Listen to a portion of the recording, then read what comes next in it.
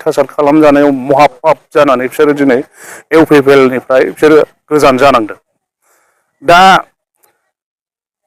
होनदों हाग्रामा सरकारा फैफिनलायबाय मानसि बुथारलायबाय। नोंथाङा कुइसन होदोंमोन ना आंखौ।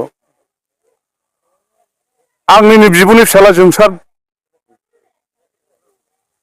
बुथारजादों सेलेखानि आरो बै माबानि मा होनो दुब्रिथिंजायनि टिपकाइनि सासे बुथारजाफादों।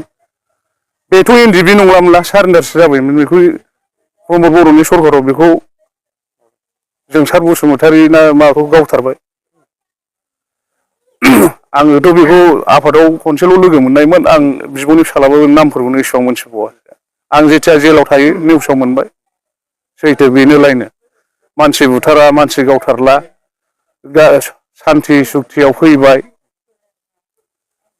बिसिनालाय माबा मोनसे जायोब्ला खालि हाग्रामाखौ बुंनाय जेबो गैया। हाग्रामा मावदों रायजो राजानि थाखायसो मावदों। नोंथाङाबो जुदि गावनि बे गाव जुदि नैबे बिटिआर एकर्डआव गाव सिफ जालांनो हाबाय। रायजो राजाखौ मोजां सामलायलांनो हायासै। माखासे एनडिएफबिफोर जोबथेसालियाव थानायफोरखौ बख'नो हायासै। नोंखौ सोर मोजां मोनगोन? थैबाजानि बिनि सरकारा 5 बोसोरानो थागौना थायामोन। अननानैसो थादों। सिलफिस मारिनानै पलिटिकेल खालामबाबो बे माब्लाबाबो देरहानाय नङा। आं बेखौ हले नुहुरबाय थाखायो आरोखि। हारिनि थाखाय आरो फिन सानग्रा रावबो गैया। दिनै मनजिल बिथाङा दिनैहाय बनसु आफादखौ सेंग्रा सिख्लाखौ दिनैहाय आरोबाव फिन खनसे हारिनि थाखाय मोजां सानस्रिनो थाखाय बा हारिनि थाखाय सानलांबावनो होननानै दिनै आरोबाव जुजिलांनो थाखाय गावनि मोननांगौ मोनथायनि थाखाय बे दिनैहाय आरो बनसु आफादखौ दाफिननाय फिन जाबावदों। जुदि आंनि नुहुरबाय थानायाव दिनै गोबां बर'फ्रा हारिनि थाखाय जिउ बाउसोमलांदों। जुजिलांदों। दिनैसिम रावबो मेंनाय गैया। रावबो जिरायनाय गैया। आरो सिगांनि फरायसा आफाद बिथांमोनहाबो गोबां सम जुजिबोदोंमोन। आरो दिनैहाय 2020आव बिटिआर एकर्ड जानानै थांबाय। नाथाय फरायसा आफादा पलिटिकेलाव हाबनानै दिनै हारिनि माखासे जिबायदि हारिखौ सानलांनांगौमोन हारिखौ फोसाबलांनांगौमोन बिथांमोना दिनै नायलांनो हायाखै। बेनि थाखायनो दिनै बे मनजिलफ्रा दिनैहाय बनसुखौ दिनैहाय गोदानै आरोबाव फिन बेयो दिनै गसंथानो होननानै जानजि खाफ्रादों। बर'लेण्डनि थाखाय मोननांगौ मोनथाय दंखायो। जोंहा राइट्स दङ। आरो जोङो माब्लाबाबो बे मोननांगौ मोनथायखौ जोङो लिरनानै गालांखानाय जोंनो गोदो ब्रिटिशआ। दिनै जों बोरै मोना जाखो?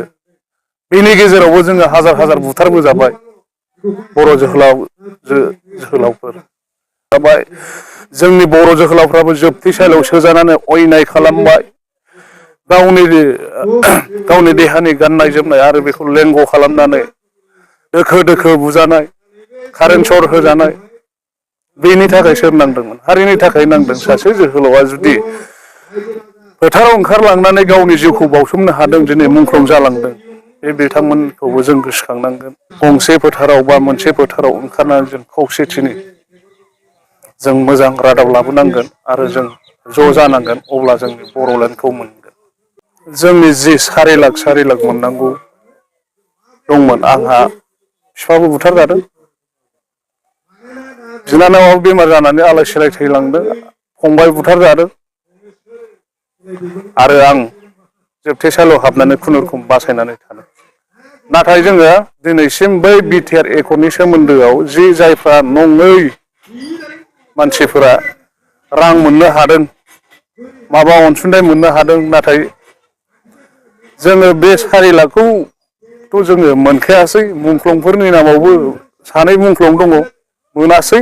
सासे गोथां आं जोबथेसालियाव थानाय आं मोनाखै। आं बेनि थाखायनो नैबे पलिटिकेलनि गेजेरावबा ओरैबायदि आं बुंखायो आरोखि। जि जोंहा बिपिएफ सरकार दङ। आङो बे बिपिएफ सरकारखौ सापर्ट होगोन। आरो जोंनि बिपिएफ सरकारा मोजां हाबा मावलांगोन होननानै आं आसा खालामो। जोंनि जि 4 लाख फैसाखौ जायफ्रा मोनाखै दुखु खस्थ' खालामनानै बे बिथांमोननो होगोन आंहा आसा दङ। आरो आङो गुबुन पलिटिक्सखौ आं सापर्ट होआ। BPF नि अनगायै